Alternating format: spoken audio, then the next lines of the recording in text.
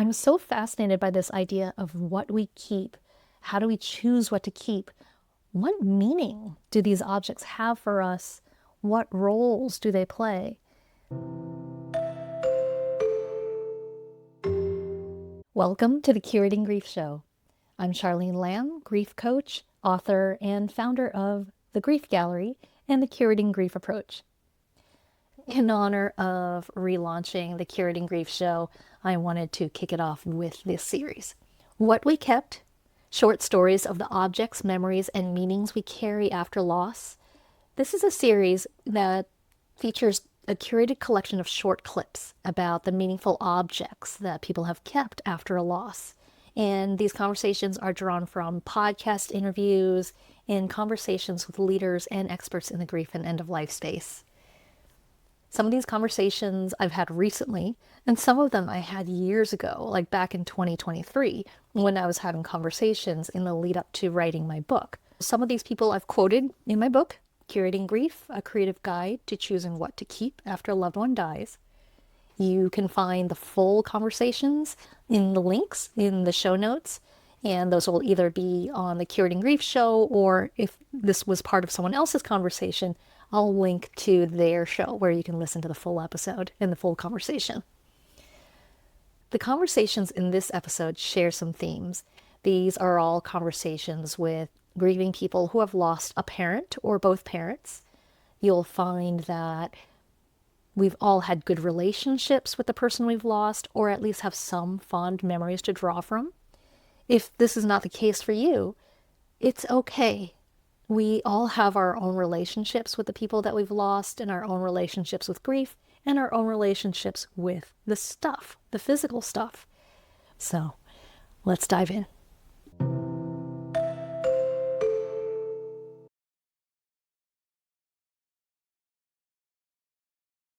Brennan Wood is the executive director of Dougy Center, which is a nonprofit based in the U.S. that helps grieving children.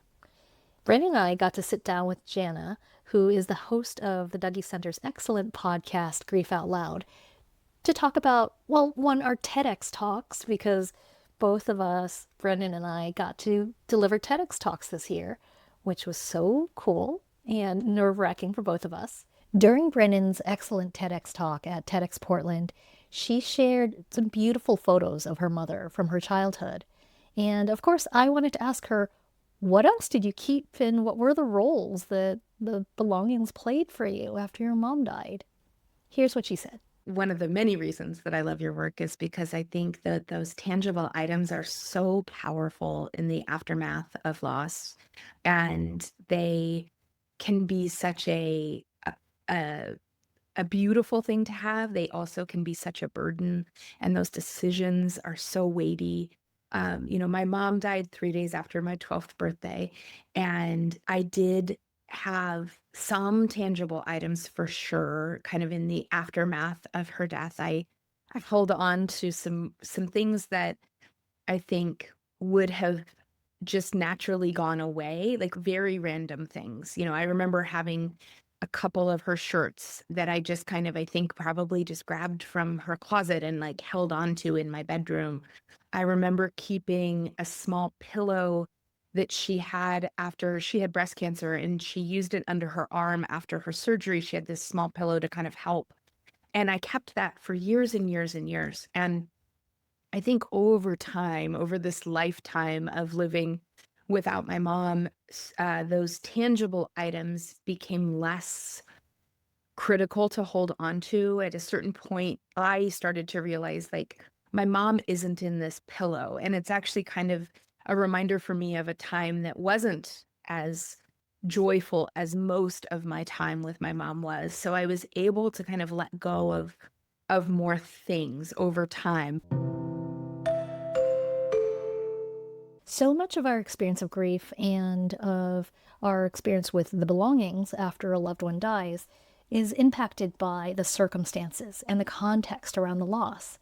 Brennan was a child, so as she noted, she probably had some limited access to what was kept of her mother's. And I love that she gave this example of a pillow, something that someone else might think is insignificant, but clearly was meaningful to her, and that it played some kind of important role for her, and she eventually decided it was time to let it go. Notice that she got to decide on her schedule when she felt ready to let the pillow go. I find that if we can give ourselves that grace, if we're lucky enough to have that option to let go when we actually feel ready, that can be so supportive rather than having items get taken from us before we feel ready. That's not always possible, but if it is, I do like to encourage creating that. You can listen to the full conversation with Brennan, Jana, and I talking about our TEDx talks and all these things about grief on the Dougy Center's YouTube channel. I will put the link in the notes. In doing this work, I've had the honor and the pleasure of talking to so many amazing people in the grief and end of life space, including people who became my teachers and mentors. One of those is grief therapist Claire Bidwell Smith. She has written many books about grief after losing both of her parents in her 20s. Back in 2023, I recorded a conversation with Claire. This is a snippet of the conversation where she talked about a particular item that was very special to her and continues to be really special to her after her parents died. I have a coffee table. My parents used to go to Oaxaca all the time, and I have this marble coffee table, and we just moved again right now. And it's like, I've moved this coffee table so many times in my adult life. And it's probably, it's circular. It's probably like 3 or 4 feet across in diameter. I mean, it's a large coffee table, marble with these brass legs, and it's gorgeous, but it's the heaviest thing ever. And it's so precious to me. It took like 4 guys to move it just this last week. And I'm always like hovering around them, like, don't break it. That's a precious table. That in every living room I've ever had. I love it so much. My kids, each one of my kids, when they learned to pull themselves to standing, it was on that table. So I have these photos of each of them pulling themselves to standing. It's like this perfect height that they love to just pull themselves up to. And then inevitably, like 6 weeks, a couple months later, I would walk into the room and find one of them sitting right on the middle of it. They had figured out how to climb onto it, and they would just be sitting there right in the middle of the coffee table. I like viscerally remember each one of my children hitting that stage where I walked into the room and I was like, oh, they've made their way onto the coffee table. I love that. And I think sometimes about my parents, like in Oaxaca somewhere, picking out this table and never being able to imagine that their 3 future grandchildren would be pulling themselves to standing and sitting in the middle of it. How sweet. It's a beautiful visual. And you shared some of that on Instagram as well. And I was like, oh, that's so cool. I mean, it sounds like this heavy table that somehow your parents brought back from Oaxaca in the first place has been right? It's been an anchor piece in your life and now in your children's lives and throughout all these milestones, anchoring the physical space, but also all these different rites of passage. Yeah, absolutely. When we recorded that conversation, Claire had just recently moved and there are boxes, just piles of boxes behind her.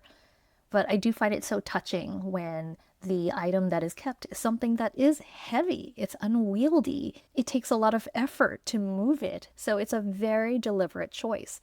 And that's certainly the case for Claire and her coffee table.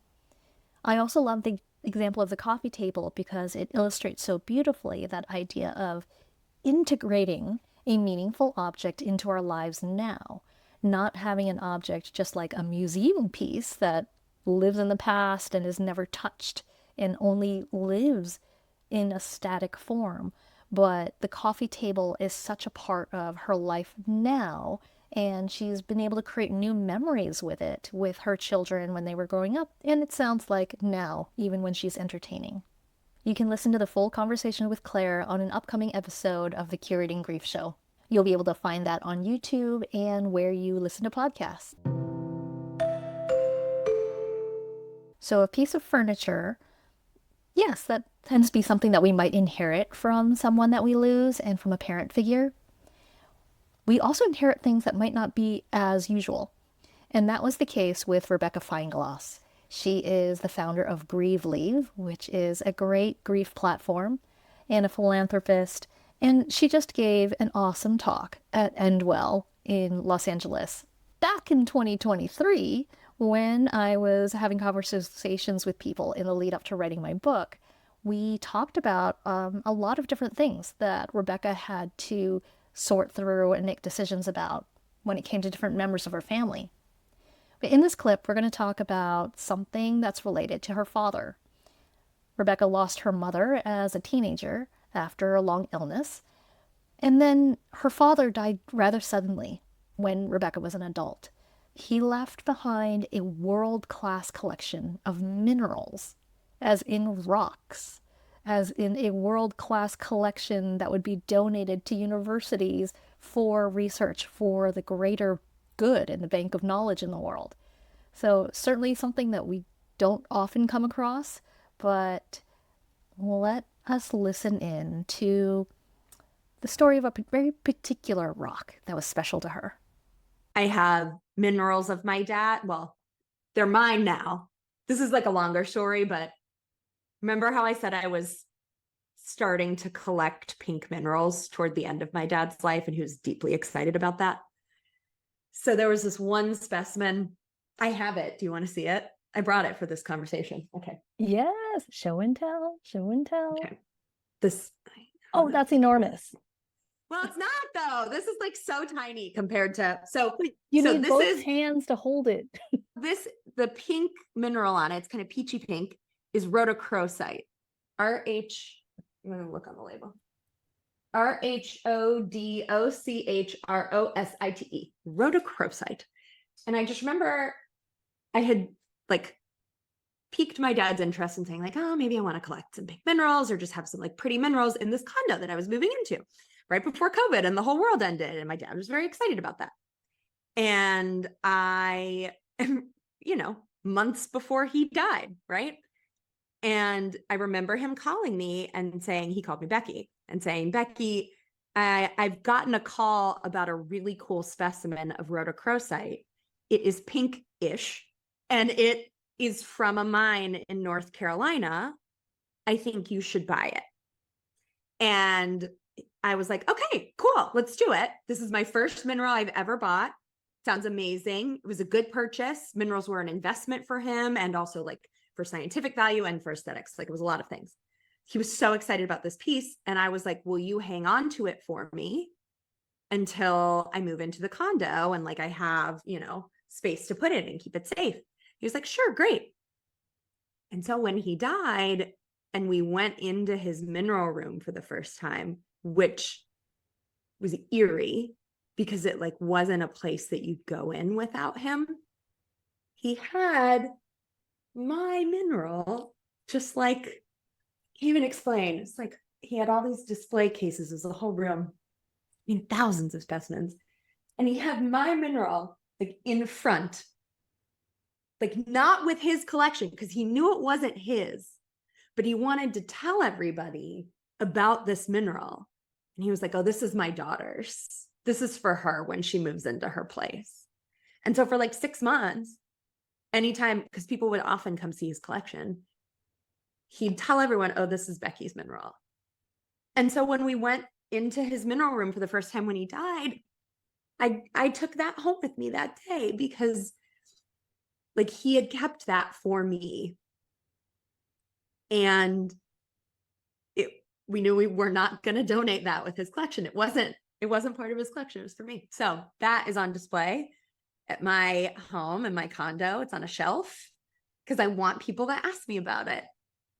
Those are the types of things that I have out, like things that I want people to engage with me on, things that I want to be proud of talking about. And I have all kinds of other stuff, but like the things that are my family's, like those are objects that they're beautiful and they represent something to me. I could tell a fun story that goes with that thing, Yes. Oh, I love that you had this bond and the parallels, right, of how you describe now of having your mother's art because you want to talk about it. You want to be asked about it. And having the pink mineral that your father set aside for you because you want to talk about it. You want to talk about him. Yeah. And the parallel with how he had it in his mineral room because he wanted people to ask about it so he could talk about you.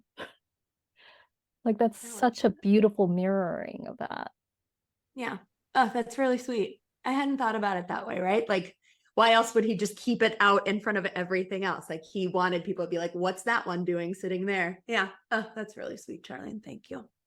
So, in that conversation, I think you get a real sense for the kind of relationship that Rebecca had with her father, right? So, this mineral was such a source of connection, and it's still a way of helping her to feel connected. And when we think about what the role of that object is, it sounds like that role of that object might be prompting her to talk about her parents, to talk about her father to other people, to keep their memory alive. And that's the thing, right?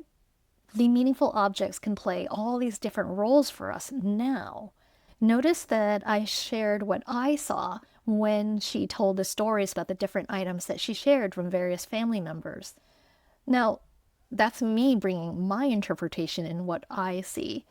In that case, it sounded like what I shared did resonate with Rebecca and was something that she welcomed as an interpretation, and that might not always be the case. So you get to keep your interpretation, you get to keep what is important to you, you get to keep what is meaningful to you. You can listen to the full conversation with Rebecca on a future episode of the Curating Grief Show, and that will be available on YouTube and podcast platforms. Also, back in 2023, I had a conversation with Alica Forneret.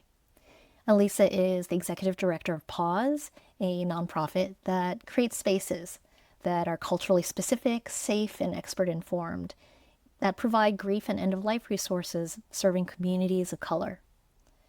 I was so fortunate to be chosen for the inaugural business development residency that Pause ran for people of color working in the grief and end-of-life space. That residency changed my life. Not an exaggeration, but it was also really special when Alica and I got together and she encouraged me to talk about my particular approach to grief support, which really did focus on curating and looking at the belongings and the meaningful objects. So let's listen in to hear what Alica kept from her mother, Deborah. So my mom, like I said, was Canadian, clearly a collector of things and garbage. And she also, whenever we go back to Canada, she would collect, I don't know if this is illegal, but I guess she's dead now, so it doesn't matter. She would collect. I think they're going to go after her. Yeah, right. Oh, we're gonna find you, lady.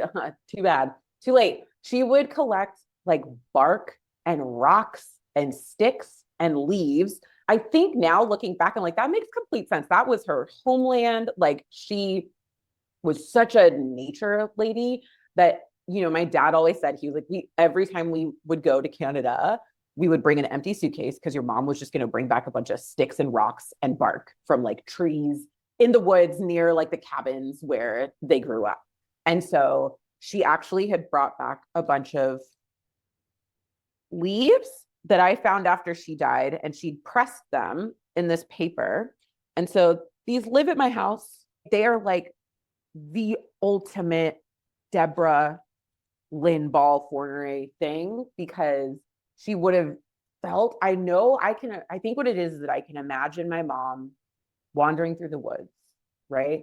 She's out there, it's a morning walk, she's home, she hasn't been home in a really long time, and she sees these leaves and she's like, this is home for me. If I take this with me back to California and I press them and I preserve them, I can have that piece of my home with me all the time. And she probably had, like, she was an artist, so she probably had grand plans for putting them in a collage or framing them or doing something really cool with them. But when I was going through stuff in what was like the storage for all of her art studio stuff, I saw these and I was like, I don't know what I'm going to do with them. I don't need a bunch of dead leaves in my house. What am I going to do with these? But I took them because I knew that for me, it's a reminder of like, there was a moment where my mom touched these. There was a moment where my mom felt connected to the land. There was a moment where my mom, I think, probably went through this process of care. And there's like, I don't know, a couple dozen of them. So I know that she went through this like meticulous process of doing this and pressing them and trying to preserve them. And something about that feels really beautiful to me, and a way to connect with her that again just feels like so her. They live in a cabinet in our house right now. I'm trying to figure out what to do with them. I'll probably frame them and put them up in my new office. But yeah, so those are my things. I love that selection of things. You did a beautiful curation. Everybody's a Right. curator, Charlene. What? I've never heard of that concept.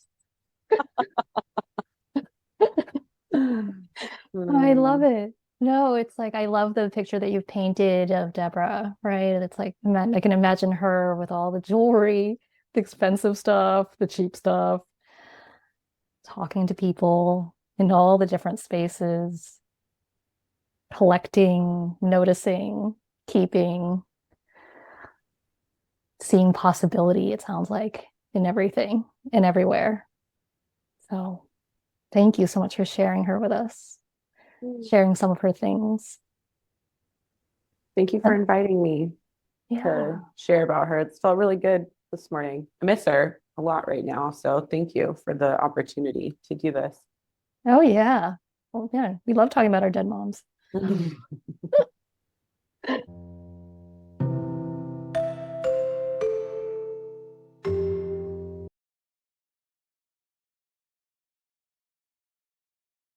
We do love talking about our dead moms. I hope that's a theme that you've noticed during this show and in general for the Curating Grief Show, that we do laugh. We do sometimes tear up, for sure, but also that there is a lightness and a joy that we can bring to what is sometimes a very heavy topic. I love Alica sharing about her mom keeping leaves and sticks. I loved how she imagined her mom walking through the woods and imagining what she might have been feeling, and how even in thinking about these items that her mother kept, it helped her to gain some understanding about her mother back then. As part of the welcome pack for the Pause Business Development Residency, we got a bunch of goodies, including this. This is an enamel pin with a rose that says Dead Moms Club, because this was a project that Alica had shortly after her mother died. But I do wear this. I like to wear my Dead Moms Club badge at events and just kind of in the public. One, because yes, I like to talk about my mom, but also as an invitation. We talk about our dead moms, we talk about our dead parents, we talk about the people we've lost because we want to remember them, but also as an invitation for you to share about your person, to share about the people that you've lost if you would like to. Thank you for joining us for What We Kept, a series of short stories about the objects that we carry and the memories that we carry after loss. I hope you've enjoyed these snippets. You can find the full conversations either on the Curating Grief Show in another episode or on someone else's show, and I'll include all those links in the show notes. Now, do you want to share your story of what you kept? You can do that in a couple of different ways. One, you can find me on Instagram at curating_grief. Two, you can join the Grief Gallery's free monthly gathering, and that happens on the last Wednesday of every month on Zoom. You can find more information about all of that, including my book, Curating Grief, at curatinggrief.com. You can also find out more about how I work with people, whether that is helping people deal with the physical stuff through the Sorting the Stuff of Life and Loss course that I run with What's Your Grief, or one-to-one coaching. So you can find all that at curatinggrief.com. Thanks for joining us on the Curating Grief Show.